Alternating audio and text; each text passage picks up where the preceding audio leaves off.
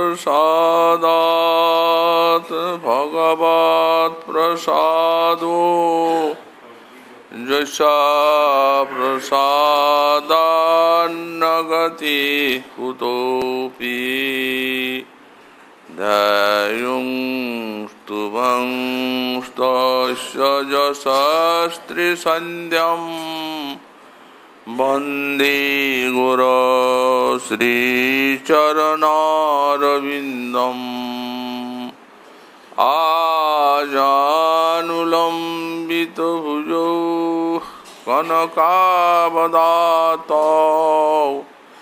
संकीर्तनैकपितरौ कमलायताक्षौ विश्वाम्बरौ द्विजवरौ जुगधर्मपालौ वन्दे जगत्प्रियकरौ करुणावतारौ नमस्त्रिकालसत्याय जगन्नाथसुताय च सवृत्ताय सपुत्राय सकलत्राय ते नमः। बर्हापीडाभिरामं मृगमदतिलकं कुण्डलाक्रान्तगण्डां पञ्चाक्षं कम्बुकण्ठं स्मितसुभगमुखं स्वाधुरीर्नस्तवीनुं श्यामं शान्तं त्रिभङ्गं रविकरवसनं भूषितं वैजयन्त्या वन्दे वृन्दावनस्थं युवतिशतवृतं ब्रह्मगोपालवेशम्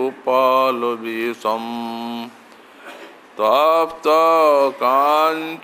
गौरङ्गी राधे वृन्दावनेश्वरी वृषभानुसुते देवी तं नमामि हरिप्रिये। मूकं करोति वाचालं पङ्गुं लङ्घयति गिरिं यत्कृपातमहं वन्दे परमानन्दमाधवां। वाञ्छाकल्पतरुभ्यश्च कृपासिन्धुभ्य एव च पतितानां पावनेभ्यो वैष्णवेभ्यो नमो नमः। हरि भक्ति पराजित हरिनाम परायणा दुर्वृत्ता वा सुवृत्ता वा तेषां नित्यं नमो नमः।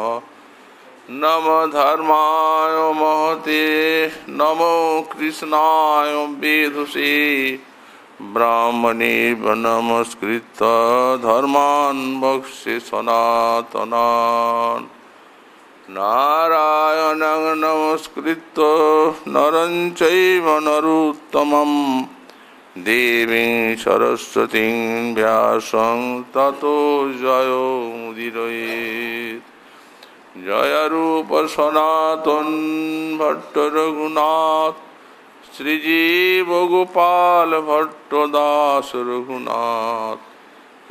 छय गोसाईर करी चरण वंदन जहाँ हुई विघ्ननाश अभीष्ट पुराण। दुर्गमी पथिमेन्द्रस्कलत्पाद गतिर्मुहु सकृपा जुष्टिदानेन संत संतो बलम्बनम्।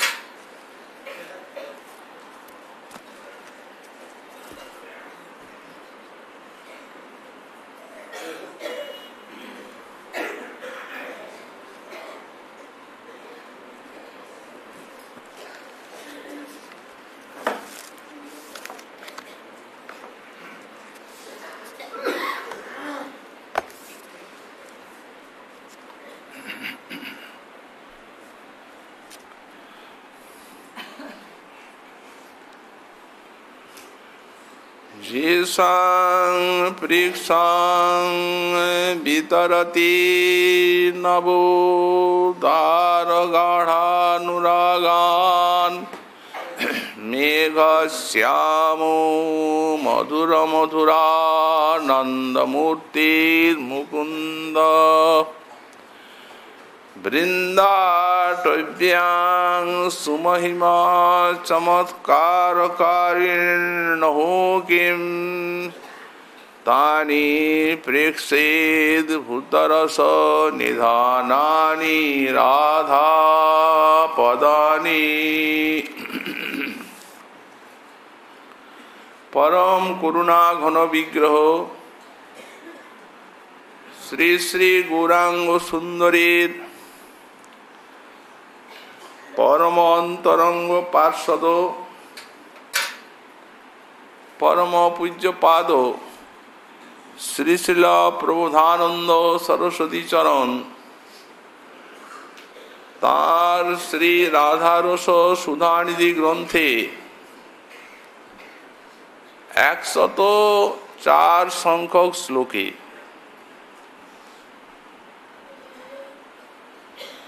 श्री श्री राधारानी पाद पद्म चिन्ह दर्शनेर कामना करते गिये बोलेছেন जेषां प्रेक्षां वितरति नवो दारो गाढानुरागान् मेघश्यामो मधुर मधुरानन्दमूर्तिर्मुकुन्द वृन्दाटव्यां सुमहिम चमत्कारकारिणो किं तानि प्रेक्षेद् भूतरस निधानानि राधा पदानि। ओहो मेघश्यामो मधुरा मधुर मधुरानन्दमूर्तिर्मुकुन्द मेघश्यामल मधुरादपि मधुर आनंद मूर्ति जे श्री श्री मुकुंद श्री श्याम सुंदर नवोदार गाढ़ानुरागात যেসাং প্রেক্ষাং বিতরতি অভিনব প্রগাঢ় অনুরাগের সঙ্গে যে রাধারানীর চরণ চিহ্নগুলি দর্শন করেন, বললেন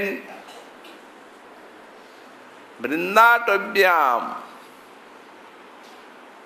সুমহিম চমৎকারকারিণী তানি রাধা পদানি। বললেন এই বৃন্দাবনের বনভূমির পথে পথে সেই সুমহিম চমৎকারকারিণী মহামহিম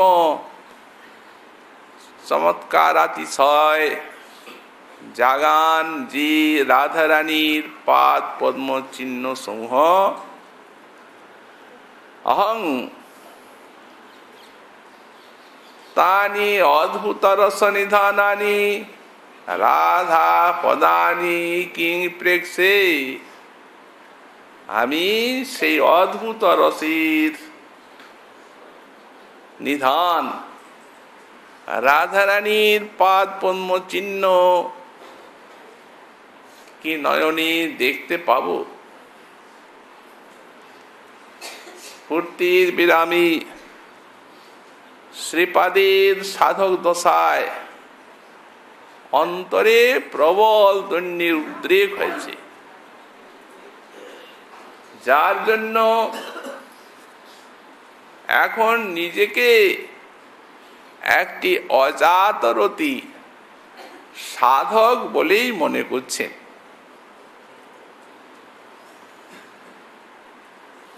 প্রেমেরই এই প্রকার স্বভাব। প্রেম প্রেমিকের হৃদয়টিকে সর্বদা অভাবে পূর্ণ করে রাখে, কোনদিন পূর্ণতা আসতে দেয় না। এই জন্যই আমাদের গোস্বামীপাদ এই প্রেমিকের যে দৈন্য সাধারণ, তাকে প্রেমের থেকে উত্থিত বলে আর সিদ্ধান্ত করেছেন। বললেন প্রেমিকের এই যে দৈন্য, এ প্রেমের থেকে জাত হয়, আর প্রেমের থেকে অজস্র দৈন্য জাত হয়, দৈন্যের থেকে অজস্র প্রেম জাত হয়। দুইটির কার্য এবং কারণ। সাধারণ জগতের যে দুঃখ দৈন্য, এর থেকে এই প্রেমিকের দৈন্য অতীব বিলক্ষণ। সাধন সম্পদ প্রেমের পরিপাকে জাত হয় এতাদিশ দৈন্য। সাধারণ জগতে আমাদের ন্যায় মানবীর চিত্তে অনাদিকালের থেকে এই দেহ দৈহিক আদির অভিমান গাঢ়রূপে সংস্কারাবদ্ধ হয়ে আছে। এই জন্য আমরা সর্বপ্রকারে অধম হয়েও নিজেকে উত্তম বলে মনে করি, সর্বপ্রকারে অপকৃষ্ট হয়েও আর নিজেকে উৎকৃষ্ট বলে মনে হয়। যারা অধম প্রকৃতপক্ষে, তারা নিজেকে অধম বলে মনে করেন না। কিন্তু এই বস্তু তা নয়। গোস্বামীপাদ লক্ষণ করেছেন, যে না সাধারণ শক্ত বুদ্ধি সদাত্মনি সর্বৎকর্ষুণ্ণিত পিস্যাৎ বুধই তদ্দন্য মিশ্যতে। যে ভাবের দ্বারা সকল প্রকার উৎকর্ষান্বিত হয়েও সকল প্রকার গুণে গুণবান হয়েও নিজকে অতি অধম অশক্ত পামর বলে মনে হয়। এইটি প্রেমিকের অন্তরের থেকে জাত দৈন্যের স্বরূপ। আমাদের গোস্বামীপাদ বললেন, দণ্ডন্তু পরম প্রেম্ন পরিপাকেন জন্যতি তাসাং গোকুল নারী নাম ইব কৃষ্ণ বিয়োগত। এই যে দৈন্য প্রেমিকের এই পরম প্রেমের পরিপাকের থেকে সঞ্জাত হয়। সবার থেকে চরম দৈন্য কোথায়? বললেন ব্রজসুন্দরী গণে। কৃষ্ণ বিরহ যখন আসে তখন এদের যে দৈন্যের উদ্রেক হয়, এটি হচ্ছে পরম পরিপাক দৈন্যের একমাত্র দৃষ্টান্ত। এই দৈন্যটি অনবরত জাতি বৃদ্ধি পায়, এই জন্যই এদের প্রেমে পরকীয় ভাব। এদের মিলনও সুখ নেই, আর বিরহও সুখ নেই। বিরহ সবসময় লেগে থাকে, অতএব দৈন্যও লেগে থাকে। অদৃষ্টে দর্শনোৎকণ্ঠা, আর দৃষ্টে বিচ্ছেদ ভীরুতা। না দৃষ্টেন ন দৃষ্টেন ভবতা লভ্যতে সুখম। যখন এরা গোবিন্দকে দেখেন না, তখন দর্শনোৎকণ্ঠা বিরহ জাগে। আর যখন গোবিন্দের সঙ্গে মিলন হয়, তখন বিচ্ছেদ ভীরুতা জাগে। এই হারায় হারায় এই ভাব এখনই হারিয়ে গেল এই গুণনিধি। এদের এই দৈন্যের বিচ্ছেদ কখনো হয় না।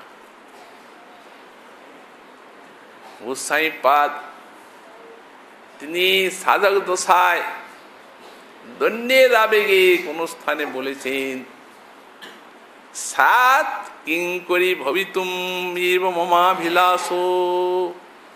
রাধা কিঙ্করি তো হতে পারলাম না, পারবো না কোনো কালে। অতএব এই প্রার্থনা জানাই, যেন রাধার কিঙ্করি হবার অভিলাষটা আমার বুকে জাগে। কোনদিন হব কোনো জন্মে, এইরকম অভিলাষ অন্তরে উদিত হয়।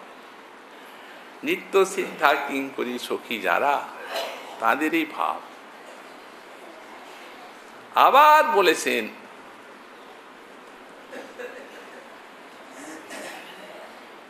যে কেদি কুঞ্জ ভবন মার্জনী শ্যাম। রাধারানীর চরণ, তাঁর সেই পাদ পদ্ম সেবা আমার সুদূর পরাহ। অতএব প্রার্থনা করি শ্রী ভগবানের কাছে, যেন এই বৃন্দাবনে যেখানে রাধারানীর কুঞ্জগুলি আছে, সেইখানে যেন জন্ম জন্মান্তরে মার্জনী ঝাড়ু হয়ে জন্মাতে পারি। সেই ধূলিকণা ঝাড়ু দিতে দিতে কোনদিন ব্রজরজির কৃপা হবে, তখন এই রাধাপাদ পদ্মী দাস্য লাভের আকাঙ্ক্ষা জাগতে পারে। এমন অদ্ভুত দৈন্য প্রেমিকে দৈন্য হরি কাঁদছিলেন, প্রাণ কণ্ঠাগত।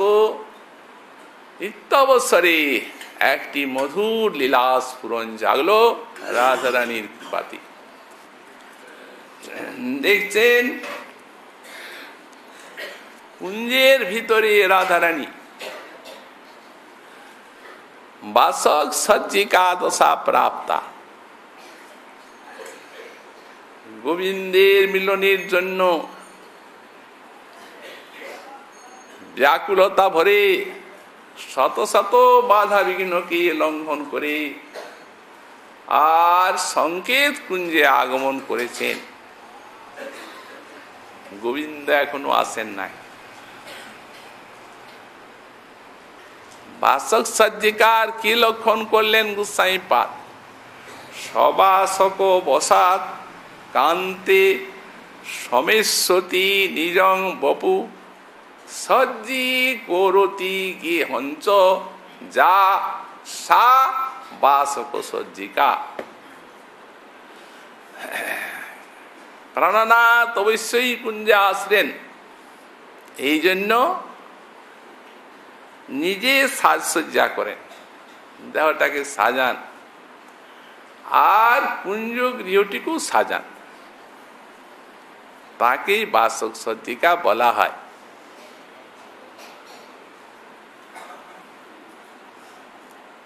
এর চেষ্টা হচ্ছে সখীর সঙ্গে গোবিন্দের বিনোদ বার্তা দুটির দিকে প্রতীক্ষা করা আর বারবার গোবিন্দের পথের দিকে তাকানো। সংকেতাবসর অনেক অতীত হয়ে গেল, এখনো প্রাণনাথের আগমন ঘটল না। তখন ঈশ্বরী হয়ে গেলেন বিরোধ কণ্ঠিতা। এই বিরোধ কণ্ঠিতার লক্ষণটি কি? অনাগসী প্রিয়তমী চিরয় সুকা তুজা বিরোধ কণ্ঠিতা ভাব বেদিভি সা সমিদিতা। ভাব বেদিভি, ভাবুকগণ বিরহ উৎকণ্ঠিতা কাকে বলেন? সংকেতাবসর অনেক পার হয়ে গেল,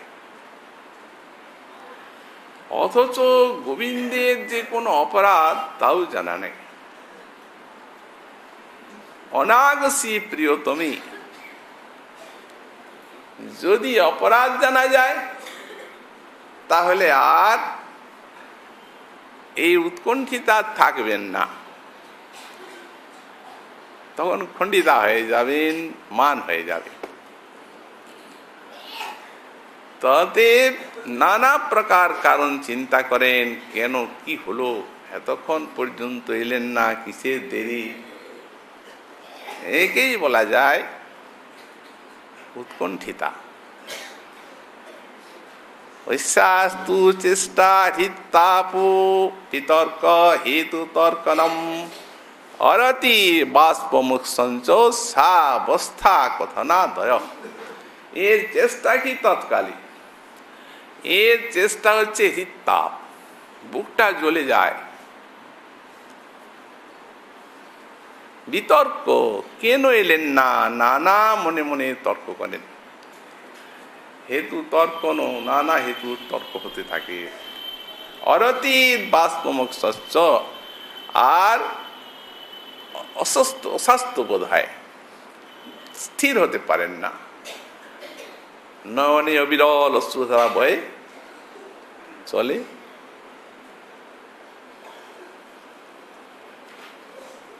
সাবস্থা কথনাদয়, সখীকে নিজের অবস্থা বলতে থাকেন। তখন ইনি আছেন কিঙ্করী রূপে নিকটে ঈশ্বরী। গোসাই পাদ রাধা কিঙ্করী রূপে অবস্থান করছেন কুঞ্জে, আর উনি সাবস্থা কথনাদয়, নিজের অবস্থা কিঙ্করীর নিকটে সখীর নিকটে বলেন। বলছেন, বন্ধুরে লইয়া করে রজনী গোয়াব সই, তাই সাধে নিরমিল আশা ঘর।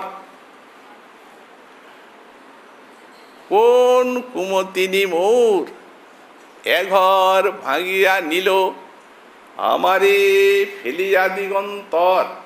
তর্ক হতে থাকি, হয়তো কোনো বিপক্ষ সখী তাকে বিপক্ষের কুঞ্জে নিয়ে গেছে। বন্ধুর সংকেতে আসি আমি এদেশ বানাইলু গো। এখন সকল বিফল ভেল মই।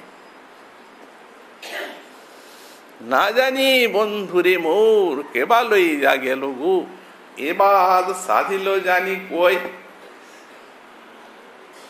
উদ্দীপন জাগি গগন উপরে চাঁদ কিরণ উজর গো, কোকিল কোকিলা ডাকে মাতি, এহন রজনী হামো কেমনি গোয়াবো গো, পরাণ না হয় তার সাথী।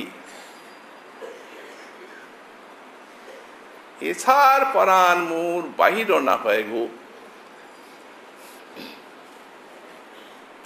এখন ওই দিয়ে প্রাণ আছে, বেরিয়ে যাচ্ছে না কেন? এখনো আছো এ কার আসি,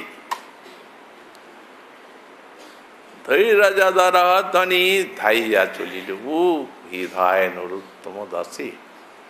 এখন নিকটে শ্রীপাদ কিঙ্করী রূপে আছেন, বলছেন একটু ধৈর্য ধরো, ব্যাকুলতা বেড়েই যাচ্ছে, দেখি তিনি কোথায়।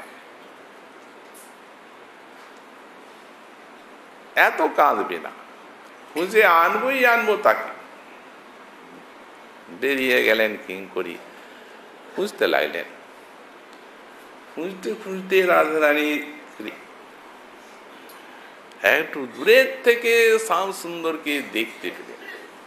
উনি আসছিলেন ঠিকই, কুঞ্জে এই সংকেত কুঞ্জে আসছিলেন, কিন্তু আসার পথে হলো কি, তখন চাঁদ উঠে গেছে। অনেক বাধা বিঘ্ন, তো সব বাধা বিঘ্ন অতিক্রম করে গোবিন্দকেও আসতে হয় আর রাধারানীকেও আসতে হয়। আকাশে চাঁদ উঠে গেছে, সেই পথে ওই রাধারানীর চরণের চিহ্নগুলি আছে, ওই পথে এসেছেন।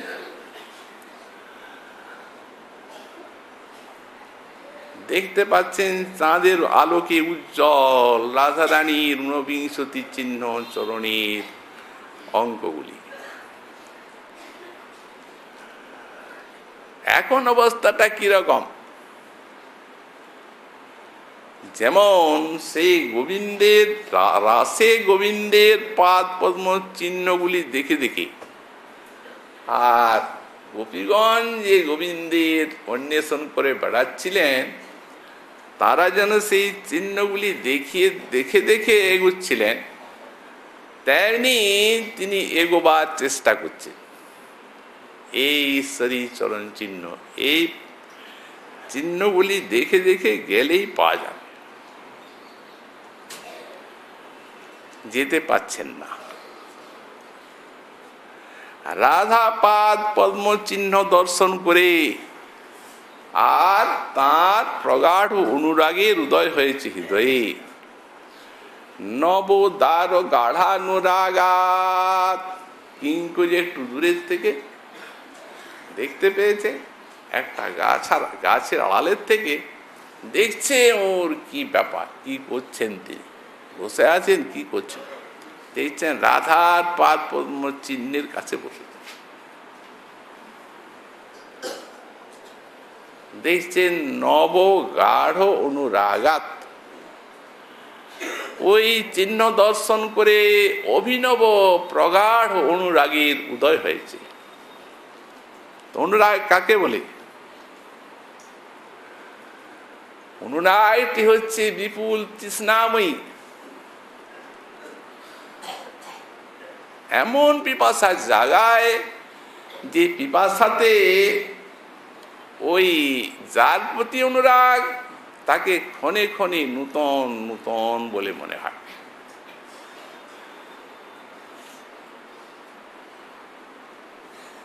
নিত্যানুভূত বস্তুতে ক্ষণে ক্ষণে নবনবতার উদ্গম করানোই অনুরাগের স্বভাব। রোজ দেখছি, ক্ষণে ক্ষণে দেখছি, মনে হচ্ছে যেন দেখি নাই, আরো পিপাসা আরো পিপাসা।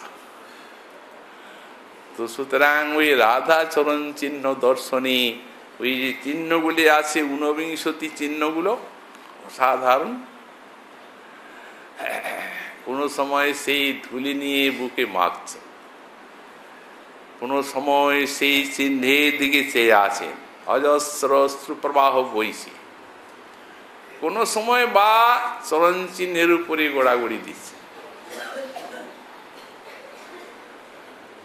পথি পথি মদন মদাকুল গোকুল চন্দ্র কলিত পদমূলাম।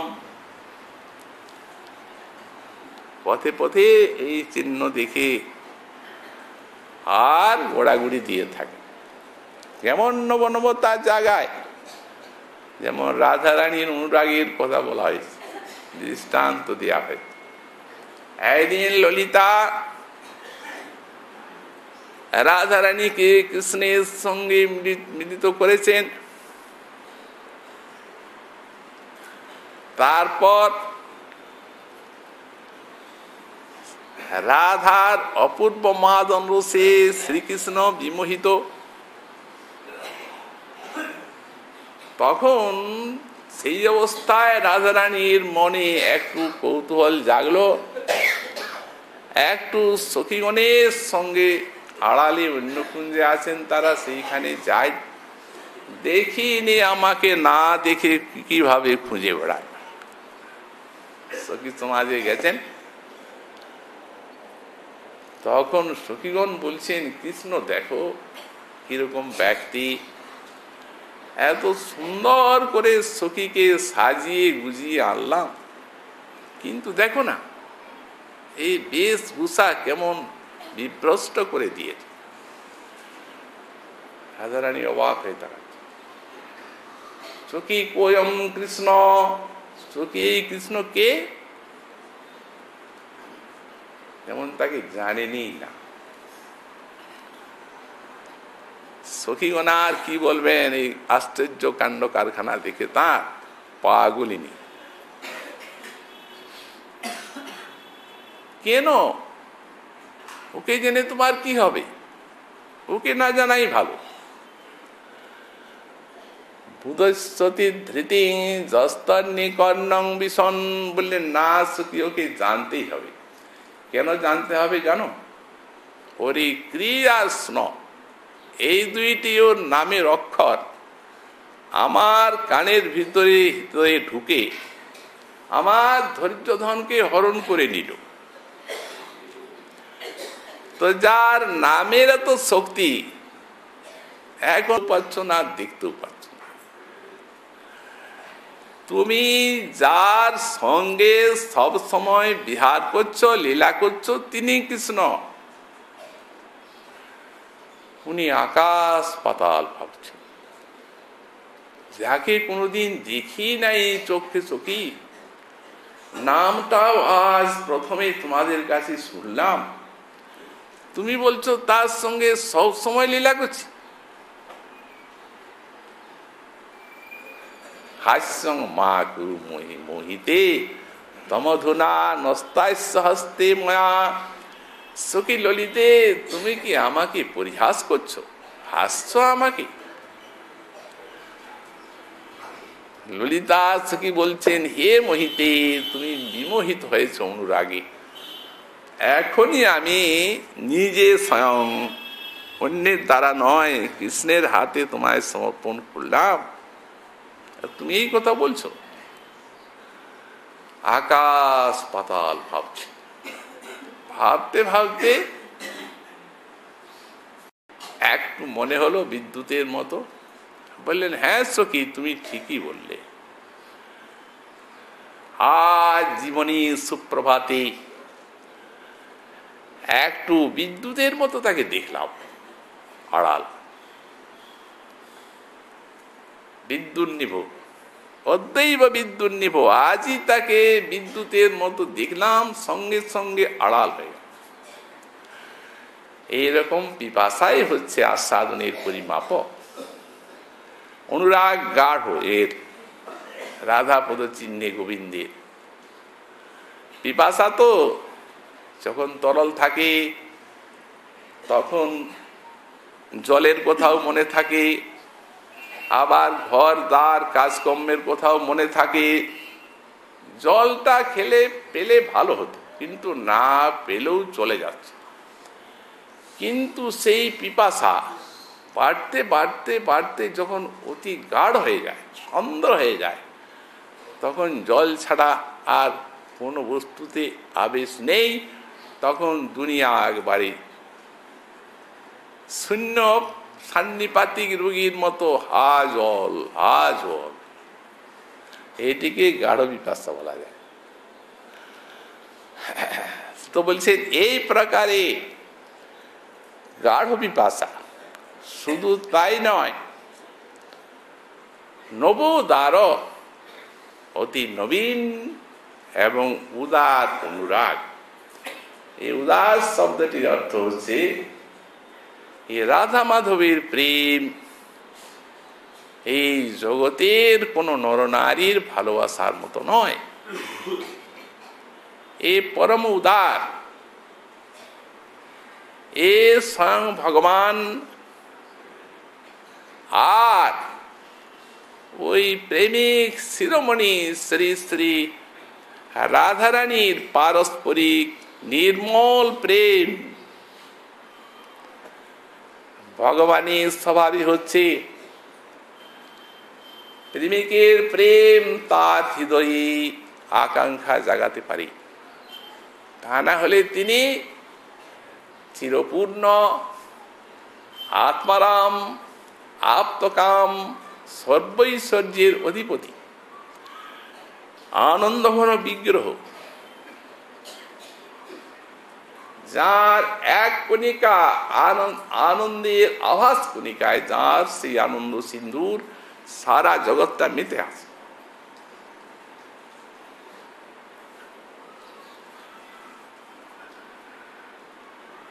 তো সুতরাং ভালো মন্দ বিচার শূন্য, এটা কি আনন্দ সিন্ধু ভগবানের আনন্দ যে একটা কণিকা ফোঁটা, তার আভাস মাত্র। আভাস কাকে বলে? যেমন চন্দ্রের একটা প্রতিচ্ছবিটা জলে পড়ে, তাকে আভাস বলা হয়, ওই জলের ছবিটা। তো তেমনি সেই আনন্দ সিন্ধুর এক বিন্দুর আভাস কণিকাতে সব ব্রহ্মাণ্ড মত্ত, দেহদৈহিকাদি সব নশ্বর, সবই যাবে, কোনোটা স্থির নয়। এ তো সকলেই চোখের সামনে দেখতে পাচ্ছেন। তো এই নশ্বর এবং অনিত্য বস্তুকে নিয়ে আর নিত্যের মতো তাদেরকে মাতিয়ে রাখিছে কে? একটা মূর্খের থেকে আরম্ভ করে বড় বিদ্বান, জ্ঞানী, বিজ্ঞানী, চতুর, কেউ বাদ পড়েছে কি? কেউ বাদ পড়েনি। এক বিন্দুর আভাস কণিকা। তো সেই আনন্দ সিন্ধুর বুকে ঢেউ জাগাবে কে? কামনার তরঙ্গ জাগায় একমাত্র জিনিস, এ লাদে শক্তির বৃত্তি প্রেম, এই জাগাতে পারে। কিন্তু সব প্রেম কি এক প্রকার জাগায়? তা নয়। যার যেমন প্রেম, প্রেমের জাতি এবং পরিমাণ, সেই অনুসারেই সেই আনন্দ সিন্ধুর বুকে তিনি কামনার তরঙ্গ জাগাতে পারেন। যত প্রেম উদার হয়, আত্মেন্দ্রিয় সুখবাসনা শূন্য হয়, তত প্রেম খাঁটি হয়। এই মহাভাব এতখানি উদার যে মহাভাবতী গোপিকা তাদের হৃদয়ে সূর্যের মতো হৃদয় গুহায় উদিত হয়ে এই প্রেম, এই মহাভাব হৃদয় গুহান্তর্গত আত্মেন্দ্রিয় সুখবাসনারূপ অন্ধকারগুলিকে একেবারে সম্পূর্ণরূপে বিলুপ্ত করে দেয়। সূর্য উঠে, জগতে প্রকাশ আসে, গুহার ভিতরে আলো যায় না। গুহার ভিতরে আলো ঢোকা বড় কঠিন আছে, কিন্তু গুহার ভিতরেও ঢোকে এই আলো, প্রেমের আলো, অনির্বাণ। এই জন্য হৃদয় গুহায় এমন সব সূক্ষ্ম সূক্ষ্ম বাসনাগুলি আছে, আত্মেন্দ্রিয় সুখ বাসনা, যে সম্পূর্ণরূপে বিলুপ্ত হওয়া বড় কঠিন আছে। এই তো অনুরাগ দশা প্রাপ্ত মহিষীর প্রেম। কিন্তু সম্পূর্ণ রূপে হৃদয়ের গুহাকে আলোকিত করেছে কি অনুরাগ? করে নাই, আছে অন্ধকার। কোথায় আছে? রুক্মিণীকে হরণ করে নিয়ে যাচ্ছেন গোবিন্দ,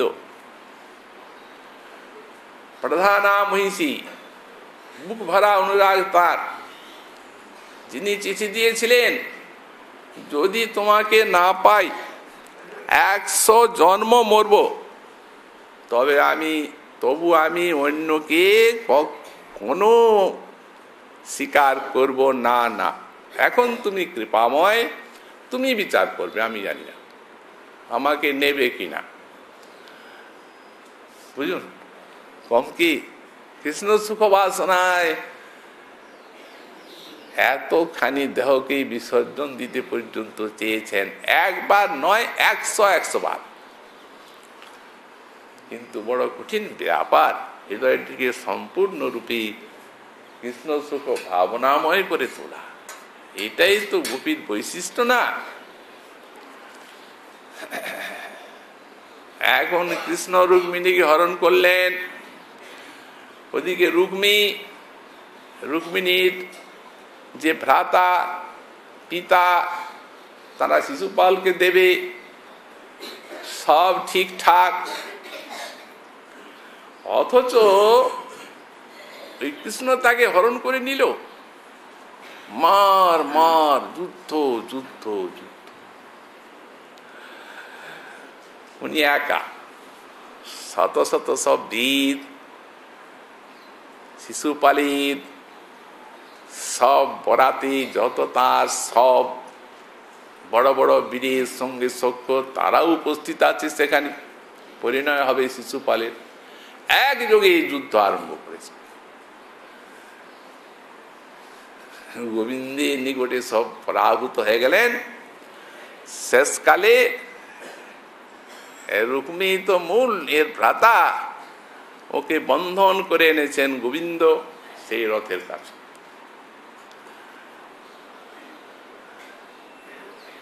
ভাই তো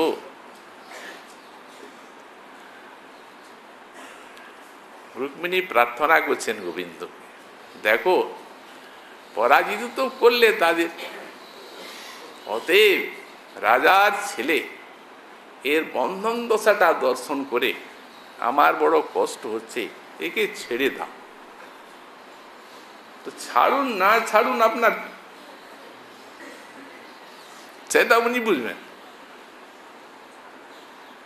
ব্যাখ্যাকার লিখছেন, এই দেখুন প্রধানা মহিষী, কিন্তু কৃষ্ণ অনুরাগের ভিতরে যে আত্মসুখরূপ অন্ধকার হৃদয় গুহায় লুকিয়ে আছে, ওটা ফুটে উঠলো, এখন ধরা পড়ে গেল। ভাতৃ স্নেহটা ফুটলো তো। কৃষ্ণের ইচ্ছা, কৃষ্ণ যা করবেন তাই হবে। কিন্তু গোপীগণ অন্যরকম। নাগুনি আপন সুখ দুঃখ সবে মানছি তার সুখ, তার সুখে আমার তাৎপর্য। মরে যদি দিলে দুঃখ, তার হইল মহাসুখ, তো সেই দুঃখ মোর সুখ বর্জ্য। আমাকে কষ্ট দিলে যদি তিনি আনন্দ পান, তো সেই কষ্টটা আমার সব সুখের রাজা, সুখের শ্রেষ্ঠ। কে বলতে পারে? কেউ বলতে পেরেছেন এ যাবৎ? কোন প্রেমিক? গোবিন্দ যখন রাধারানীর ভাব কান্তিকে অঙ্গীকার করলেন, তখন তার মুখের থেকেই বেরিয়ে এলো এই নির্মল উদার প্রেমের কাহিনী।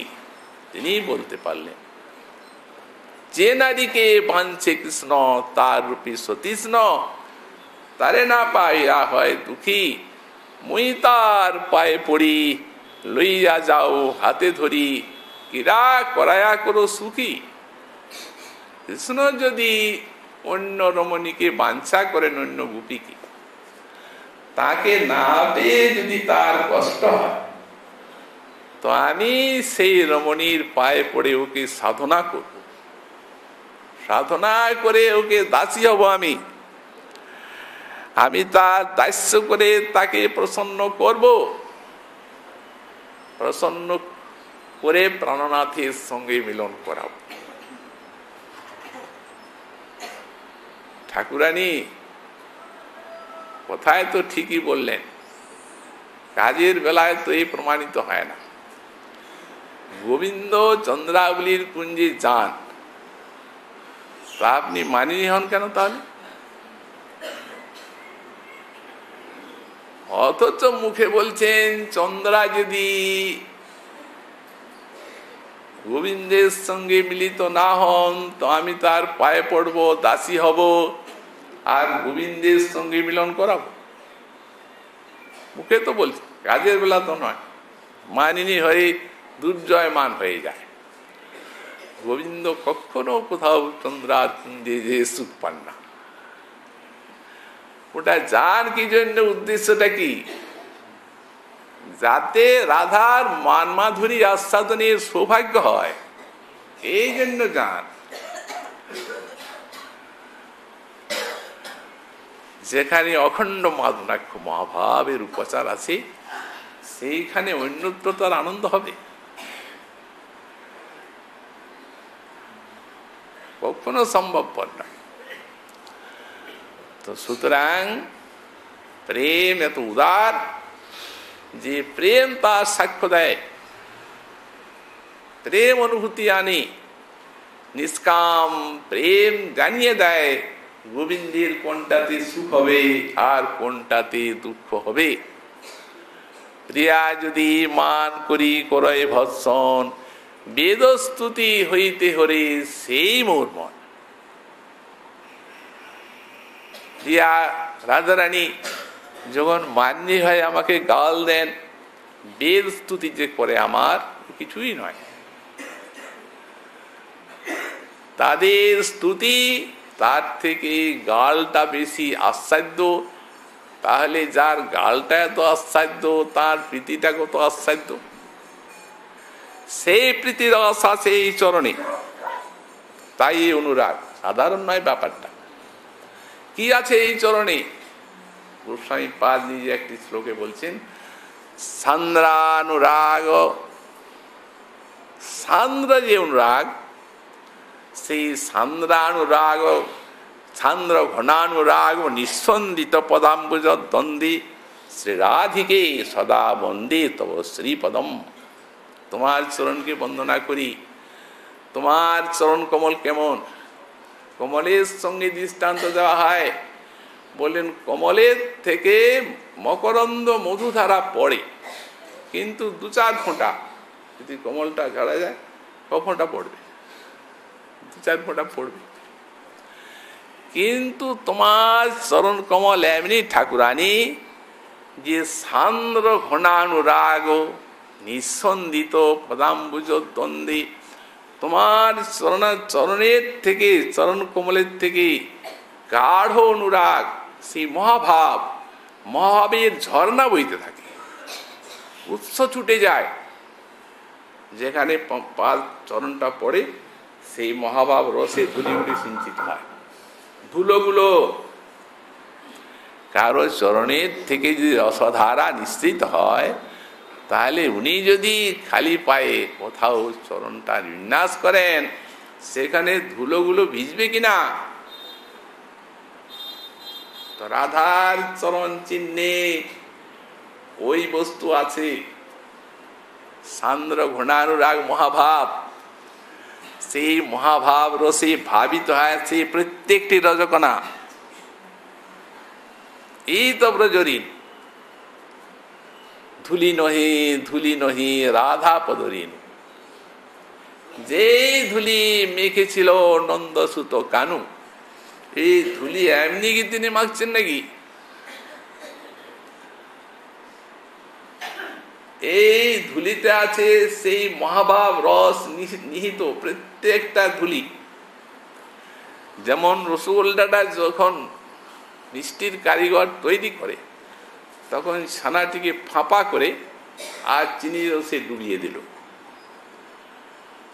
তো সেই চিনির রসটাকে ওই ফাঁপার সেই ছানাটা এমন ভাবে টানবে যে তার অণু পরমাণুতে রসটা ঢুকে যাবে।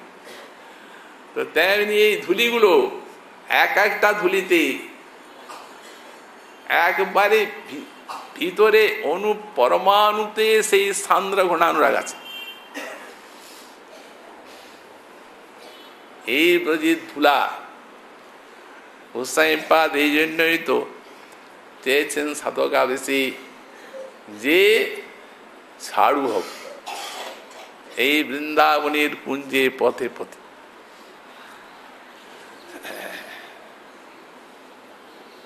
দৃষ্টান্ত এর কোথাও নেই, অনুরাগীর বাগান ছাড়া এই ফুল ফুটে না। সিদ্ধ জগন্নাথ দাস বাবাজি মহারাজ তিনি ভাঙির রুটি মেখে খেলেন। ভাঙি এসেছে, ওনার সেবক বিহারী দাস তাকে তখনই পেট ভরে খাইয়েছে। আর তারপরে ওই কুঞ্জে ভাগি এসেছে কিছু অন্ন চাইতে, রুটি চাইতে। বাবা বলছেন, বাবা একটা রুটি দাও, দাও একটা রুটি, একটা।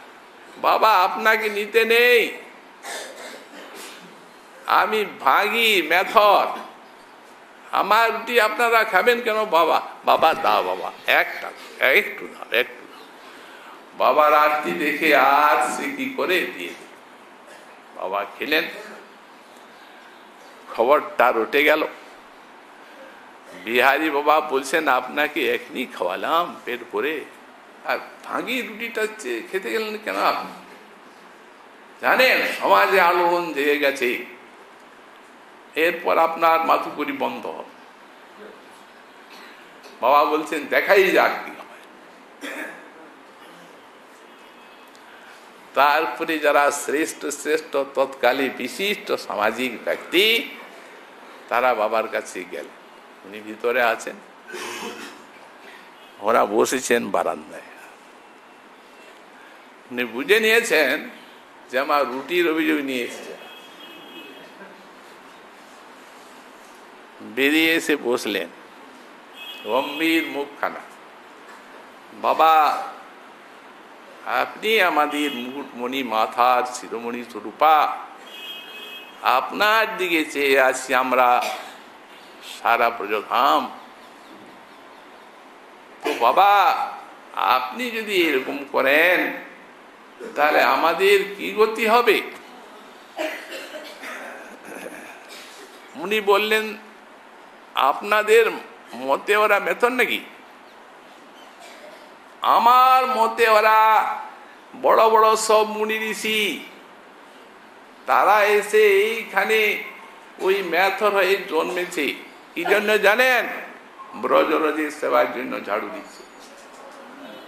এই রজগুলো ঢুকছে, সারা অঙ্গে লাগছে ব্রজরজ, রাধারানীর চরণ রেণু। ওরা গোবিন্দকে পাবে না, রাধারানীকে, আর আপনারা এই খাট পালঙ্কে শুয়ে পাবেন বলে দেখে ভিতরে ঢুকে গেল। এই ব্রজরজের প্রভাব। এইভাবে মহৎগণ এই ব্রজরজের মাধুরী আস্বাদন করেছে। রজের সেবার জন্যই এখানে আসা। কথাটার অর্থ কি হল? ওনার যে অনুভবটার অর্থ কি? এই ব্রজরজের সেবার জন্য এখানে আসা। উদ্ধব মহাশয় একটা ধূলিকণা লাভের জন্য এইখানে তৃণমূল মন্ত্রী চাইলেন। ব্রহ্মা মহাদেব কোনোদিন পায়নি এমন দুর্লভ। কি করে দেখছেন এখন আমাদের গোবিন্দ কি প্রকার? বললেন, এখন মেঘ শ্যাম মধুরাম মধুরন মধুরানন্দ মূর্তির মুকুন্দ। এখন মেঘ শ্যামল মধুর মধুরানন্দ মূর্তি, এখন মধুরতে তিনি আছেনই, সেই মধুরের থেকে মধুর আনন্দ মূর্তি কি করে আস্বাদন করছেন গোবিন্দের তৎকালের রূপটা। রাধা পদরেণু সেবা করে তার যে সে আনন্দের সিন্ধু সমুদ্রে যে প্লাবন বন্যা বয়ে যাচ্ছে, সেইটি কিঙ্করী ব্যাখ্যা করছেন। শ্রীমন মহাপ্রভুর কৃপা হলে আগামীকাল আবার সেই অংশের ব্যাখ্যা আমরা আস্বাদন করবো। আজকে আমাদের শ্রী রাধার সুধায় কথার এখানে